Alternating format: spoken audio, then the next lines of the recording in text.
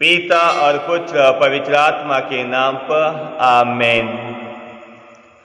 आज के वचन संत मत्ती का सुसमाचार अध्याय 7 पद संख्या 7 से लेकर 12 तक लिए गए हैं। और आज के वचनों में हम सुनते हैं कि ईश्वर हमें आश्वासन देते हैं कि मांगो और आपको मिलेगा, ढूंढो और आप पाओगे, और ठक ठकाइए और आपके लिए द्वार खोल दिया जाएगा। क्रिस्त में मेरे प्यारे भाई और बहनों, मांगने का मतलब ये नहीं कि केवल शारीरिक इच्छाओं को पूरा करने के लिए हमें ईश्वर से मांगना है, बल्कि आज हमें हमारे आध्यात्मिक जीवन की वृद्धि के लिए ज्ञान, प्रेम और ईश्वर की कृपा को मांगना है। और साथ ही साथ प्रभु यीशु कहते हैं कि खटखटाइए और आपके लिए द्वार खोल दिया जाएगा।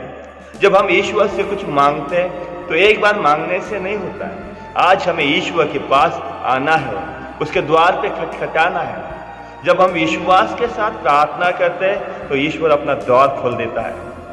हम लोग सुनते हैं संत मत्ती का सुसमाचार अध्याय 21 पद संख्या 22 में वचन कहता है कि जब आप प्रार्थना में विश्वास के साथ मांगते हैं तो आपको मिलता है। आज हमें विश्वास के साथ ईश्वर के द्वार पे ठकठकाना है।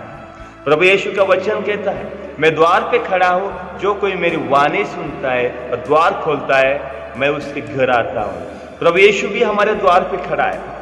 आज हमें उसकी वाणी को सुनना है और उनकी वाणी को सुनकर आज हमें हमारे हृदय के द्वार उसके लिए खोलना है, ताकि हम प्रभु यीशु के पास जो कुछ मांगते वो हमें देता है। क्रिस्त में मेरे प्यारे भाई और बहनों, प्रभु का वचन आज हमें यह भी कहता है, ढूंढो और आप पाओगे। आज हमें प्रभु यीशु को ढूंढना है, प्रार्थना के द्वारा, उपवास के द्वारा, वचनों के द्वारा।